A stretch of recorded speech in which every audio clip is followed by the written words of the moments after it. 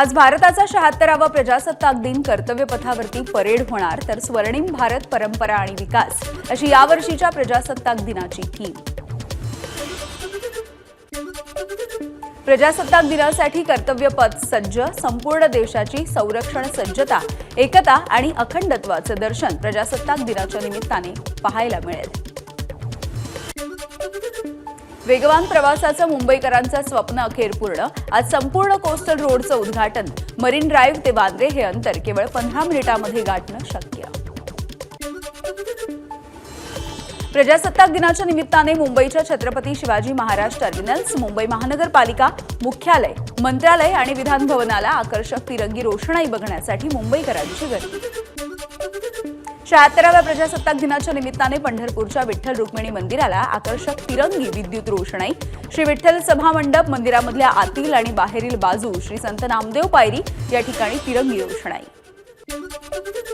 पंढरपूरच्या जिल्हा आणि सत्र न्यायालयामधील न्याय मंदिर इमारतीला आकर्षक विद्युत रोषणाई। प्रजासत्ताक दिनाच्या निमित्ताने पंढरपूर बार असोसिएशनच्या वतीनं रोषणाई। प्रजासत्ताक दिनाच्या निमित्तानं नाशिकमधील शासकीय कार्यालयांना आकर्षक विद्युत रोषणाई। जिल्हाधिकारी कार्यालय, जिल्हा सत्र न्यायालय, पोलीस आयुक्तालय आणि शहरामधल्या मुख्य रस्त्यांवरती तिरंगी रंगांमध्ये आकर्षक रोषणाई। यवतमाळच्या नगरपालिका कार्यालय आणि जिल्हा पोलीस अधीक्षक कार्यालयांवरती तिरंग्याची आकर्षक रोषणाई। प्रजासत्ताक दिनाच्या निमित्तानं करण्यात आलेल्या या रोषणाईनं वेधलं नागरिकांचं लक्ष।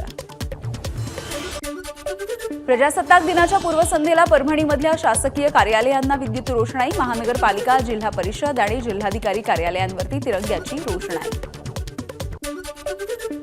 प्रजासत्ताक दिनाच्या निमित्तानं उजनी धरणावरती सुद्धा आकर्षक अशी विद्युत रोषणाई। प्रशासनाच्या वतीनं दरवर्षीप्रमाणे इथे यंदाच्या वेळी सुद्धा विद्युत रोषणाई। प्रजासत्ताक दिनाच्या निमित्ताने रायगडमधल्या शासकीय कार्यालय तिरंग्याच्या रंगानं सजली। जिल्हाधिकारी कार्यालय, पोलीस मुख्यालय तिरंगी रंगानं सजली।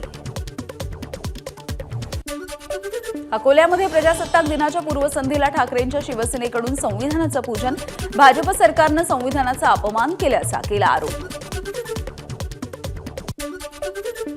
प्रजासत्ताक दिनाच्या निमित्तानं दादरमध्ये ठाकरे गटाचा भारत माता पूजन आणि संविधान दिंडी सोहळा।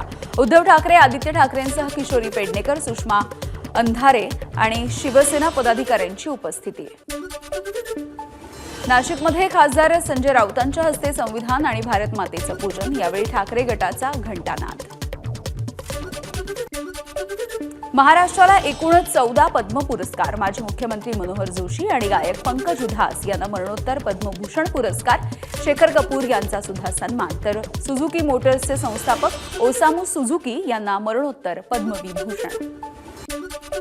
अभिनेते अशोक सराफ, मारुती चितमपल्ली, डॉक्टर विलास डांगे, चैत्राम पवार आणि अश्विनी भिडे देशपांडे यांचा पद्मश्रीनं सन्मान। वासुदेव कामत, अच्युत पालव, अरुंधती भट्टाचार्य यांचाही गौरव। नागपूरचे सुप्रसिद्ध होमिओपॅथी डॉक्टर विलास डांगरे यांना पद्मश्री पुरस्कार जाहीर। हा माझा नाही तर होमिओपॅथीचा सन्मान, विलास डांगरे यांचं वक्तव्य। पद्मश्री मारुती चितमपल्ली यांच्या कुटुंबियांकडून औक्षण। पद्म पुरस्कार मिळाल्याच्या नंतर पत्नी आणि मुलीच्या आठवणीनं मारुती चितमपल्ली भावुक। भारतीय हवाई दलामधील उल्लेखनीय कामगिरीच्या संदर्भात air vice marshal Suhas Bhandare यांना राष्ट्रपती अतिविशिष्ट सेवा पदक जाहीर। आटपाडी आणि सांगली जिल्ह्यासाठी आनंदाचा क्षण। विधानसभा निवडणुकीमधल्या उत्तम व्यवस्थापनाच्या संदर्भात मुंबई आणि मुंबई उपनगर जिल्ह्यांच्या जिल्हाधिकाऱ्यांचा राष्ट्रपतींच्या हस्ते विशेष पुरस्कारानं गौरव। संजय यादव आणि राजेंद्र क्षीरसागर यांना विशेष पुरस्कार। दिल्लीमधल्या राष्ट्रीय स्कूल बँड स्पर्धेमध्ये सांगलीच्या राजाराम बापू पाटील मिलिटरी स्कूलला तृतीय क्रमांक। रक्षा मंत्रालय आणि शिक्षा मंत्रालयातर्फे नवी दिल्लीमधील मेजर ध्यानचंद स्टेडियमवरती झाली स्पर्धा। छावा चित्रपटाचे दिग्दर्शक लक्ष्मण उतेकर यांना खासदार छत्रपती उदयनराजे भोसले यांचाही फोन। चित्रपटामधील छत्रपती संभाजीराजांचं लेझिमच्या गाण्यावरती असणारी दृश्य ही हटवण्याची सूचना। निवडणूक पारदर्शकपणे घेणे हे निवडणूक आयोगाचं काम। मात्र अलीकडच्या काळामध्ये निवडणूक आयोग हे मनुवाद्यांच्या आणि भाजपच्या इशाऱ्यांवरती चालतंय। विजय वडेट्टीवार यांचा निवडणूक आयोगावर हल्लाबोल। वडेट्टीवारांकडून उपमुख्यमंत्रीपदासाठी शिंदेंकडे प्रस्ताव. मंत्री सामंत यांचा मोठा दावा. तर ज्यांचं स्वतःचं हसू झालंय त्यांनी स्वतःचा उदय करून घेऊ नये. उदय सामंत यांची टोलेबाजी.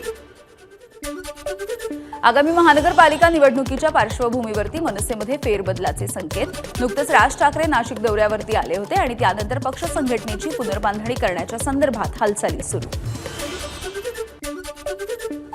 2 दिवसांच्या उपचाराच्या नंतर वाल्मिक कराडला जिल्हा रुग्णालयामधून डिस्चार्ज. पोटविकारासह इतर आजारांवरती सुरू होते उपचार झाल्याच्या नंतर कराडची जिल्हा कारागृहामध्ये रवानगी. वाल्मिक कराडला फक्त युरिन इन्फेक्शनसाठी आयसीयूमध्ये भरती करण्याची गरज काय? अंजली दमानी यांचा सवाल. कराडचे सगळे रिपोर्ट नॉर्मल असल्याची अंजली दमानी यांची एक्सपोस्ट. सरपंच संतोष देशमुख हत्या प्रकरणामधील बालाजी तांदळे याचे सीसीटीव्ही फुटेज समोर. हत्या प्रकरणामधील आरोपींना बालाजी तांदळेंनी साहित्य पुरवल्याचा धनंजय देशमुखांचा आरोप. अक्षय शिंदेची हत्या करण्यात आली. अक्षय शिंदे यांनी बलात्कार केलाच नाही. ज्यांनी बलात्कार केला तो लपवण्यासाठी अक्षय शिंदेची हत्या. आमदार जितेंद्र आव्हाड यांचा आक्रोश मोर्चामध्ये आरोप. बदलापूर प्रकरणामध्ये जितेंद्र आव्हाडांकडे पुरावे असतील तर त्यांनी ते पोलिसांना द्यावेत. सरकार कोणाला सुद्धा सोडणार नाही. आव्हाडांच्या आरोपांवरती अजित पवारांची प्रतिक्रिया. सैफच्या हल्ल्याच्या प्रकरणामधील आरोपी शहाजादचा दुसरा कबुली जबाब. आरोपीने शाहरुख खानच्या घरी सुद्धा चोरी करण्याचा प्रयत्न केला होता. मुंबई पोलिसांचा दावा. सैफच्या हल्ल्याच्या प्रकरणामधील आरोपीला शोधण्यासाठी पश्चिम रेल्वेकडून चेहऱ्याची ओळख पटवण्याच्या यंत्रणेचा वापर करत काही संभाव्य प्रतिमा सुद्धा तयार. मात्र उपलब्ध तंत्रज्ञानाचा वापर करूनही प्रतिमा अस्पष्ट. सूत्रांची माहिती. शरद पवारांचे पुढील 4 दिवसांचे दौरे रद्द. डॉक्टरांच्या सल्ल्यानुसार शरद पवार पुढील 4 दिवस विश्रांती घेणार.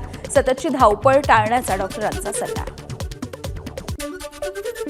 शरद पवारांनी आता लक्ष्मण रेखा आखण्याची गरज आहे. पवारांच्या प्रकृतीवरती राधाकृष्ण विखे पाटील यांची प्रतिक्रिया. तर राजकारणामध्ये लक्ष घालण्यापेक्षा पवारांनी मोदींच्या धोरणांची अंमलबजावणी करण्यासाठी सहकार्य करावं. विखेंचा टोला.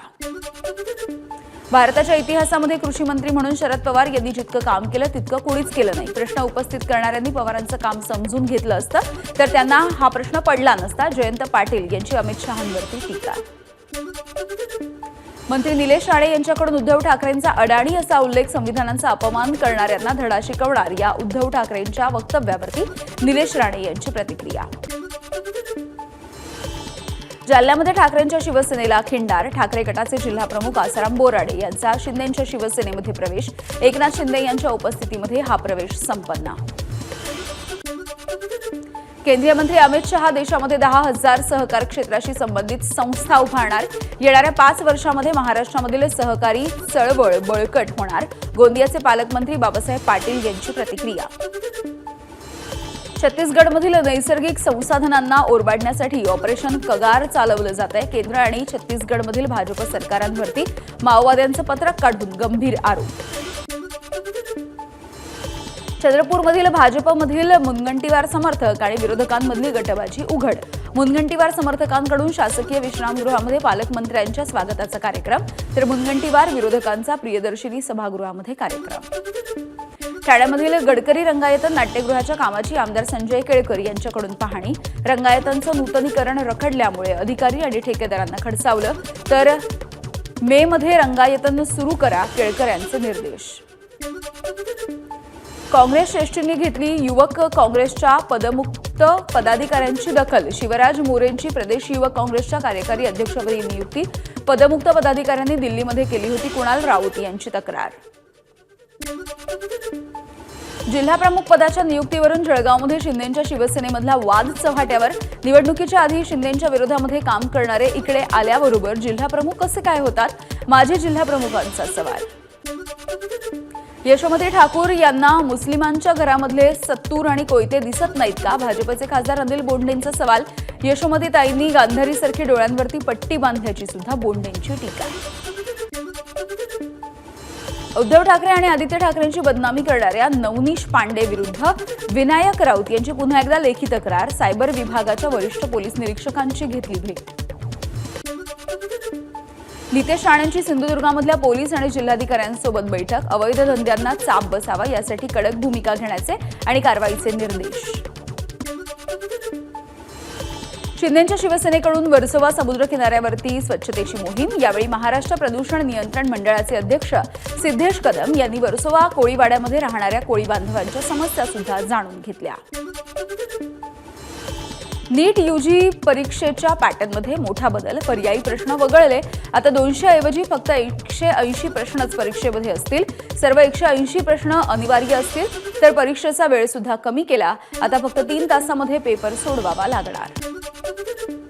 मुंबईच्या घाटकोपरमध्ये वाहतूक कोंडीच्या विरोधामध्ये नागरिकांचं शिट्टी वाजवा आंदोलन। घाटकोपर अंधेरी लिंक रोडवरील जागृतीनगर मेट्रो स्थानक ते साकीनाका जंक्शनच्या दरम्यान सतत वाहतूक कोंडी होत असल्याचा नागरिकांचा आरोप। भिवंडी पंचायत समिती कार्यालयावरती श्रमजीवी संघटनेचं हिशोब आंदोलन। जलजीवन मिशनच्या अंतर्गत राबवण्यात आलेल्या हर घर नल से जल या योजनेमधल्या अपयशाचा जाब विचारण्यासाठी केलंय आंदोलन। रायगडच्या वडखळ डोलवी या हद्दीमधल्या शेत जमिनीमधून जाणार JSW कंपनीची 400 kVची विद्युत टॉवर लाईन। याला शेतकऱ्यांचा विरोध। मागण्यांची पूर्तता होईपर्यंत टॉवर लाईनचं काम बंद ठेवण्याची मागणी। नाशिकच्या येवल्यामध्ये जनता नागरी पतसंस्थेच्या ठेवीदारांचं उपोषण। चेअरमन आणि संचालकांच्या मालमत्तांचा लिलाव करून पैसे परत करण्याची ठेवीदारांची मागणी। पुण्यामध्ये उपमुख्यमंत्री अजित पवारांचे निकटवर्तीय बाबूराव चांदेरे यांची नागरिकाला मारहाण। जमिनीच्या वादामधून मारहाण केल्याची माहिती।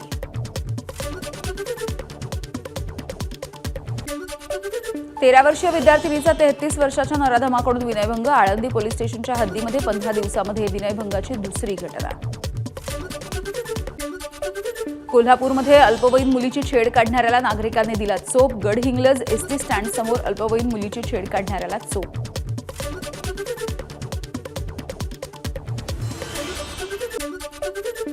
₹5 लाख लाच स्वीकारताना मंगळवेढा पोलीस ठाण्याच्या 2 कर्मचाऱ्यांना रंगेहात अटक। सांगली लाचलुचपत विभागाची कारवाई। या पोलिसांनी फिर्यादीकडे ₹10 लाख मागणी केली होती। नाशिकच्या मनमाडमध्ये भरधाव ट्रक पुलाचा कठडा तोडून रेल्वे ट्रॅकवरती पडला। सुदैवानं चालक बचावला।